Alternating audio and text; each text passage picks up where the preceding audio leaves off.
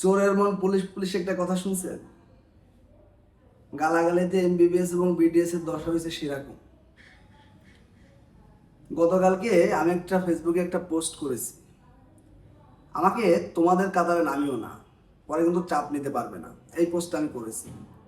মানে এইটা হচ্ছে যে ধরেন আমার একদম পার্সোনাল বেশ কিছু বিষয়ের জন্য আর কি। হ্যাঁ, মানে এইখানে আমি যেগুলো নিয়ে অ্যাক্টিভিটিস করি এটার সাথে এটা কোনো সম্পর্ক নেই। মানুষের থাকে না যে 5জন কাছের মানুষজন আছে, বা ধরেন আমি 10টা মানুষের কাছে গেছি, তারা আমাকে ইগনোর করছে, বা কোনো না কোনো কারণে তারা তারা আমার সাথে বাজে ব্যবহার করছে, বা যে কোনো কিছু হতে পারে, বা আমি যে কারোর কাছ থেকে কষ্ট পেয়েছি। হ্যাঁ, সব কিছু মিলেই আর কি ধরেন দেন আমি আমার জায়গা থেকে, হ্যাঁ, একদম ব্যক্তিগত পার্সোনাল জায়গা থেকে এই কথাটা আমি লিখেছি আর কি। হ্যাঁ, যে ধরেন আমার সাথে একজনের খারাপ ব্যবহার করেছে ধরেন, বা ধরেন আমাকে একজন ইগনোরই করেছে, ধরেন সে আমার কাছের মানুষ হতে পারে, হ্যাঁ, বন্ধু হতে পারে, বড় ভাই হতে পারে, যে কেউ হতে পারে, শিক্ষক হতে পারে, এনিওয়ান। হ্যাঁ, এখন কথাটা তো আমি এভাবে বলছি যে তোমার মতো করে আমাকে নামিও না, ঠিক আছে? হ্যাঁ, তাহলে কিন্তু তুমি চাপ নিতে পারবে না।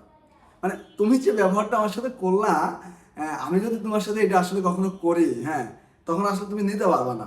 বিষয়টা অনেকটা এরকম। ওরা এটাকে ধরে নিছে, ওদেরকে বলছি, হ্যাঁ, যে ওদের পর্যায়ে আমাকে নামিও না, তাহলে চাপ নিতে পারবো। ভাই, মানে আমি তো আসলে কোনো গোষ্ঠীকে ছোট বা বড় করে দেখি না, এটা সবচেয়ে বড় কথা।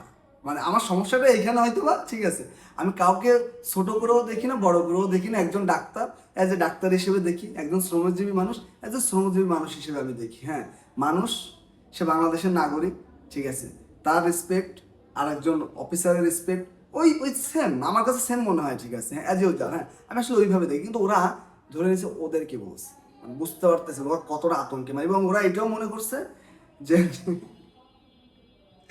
যে ওদেরকে আমি এই যে নিচে নামানো উপরে, ঠিক আছে, হ্যাঁ, এইগুলো নিয়ে ওদের সাথে আলাপ করছি। মানে ওদের সারাদিন মানে মাথায় মানে কী সব চিন্তা কাজ করে। এবং পুরো কমেন্ট বক্সে দেখবেন, আমি পোস্টের লিঙ্কটা দিয়ে দেবো, সব ওই যে ওদের কমেন্ট।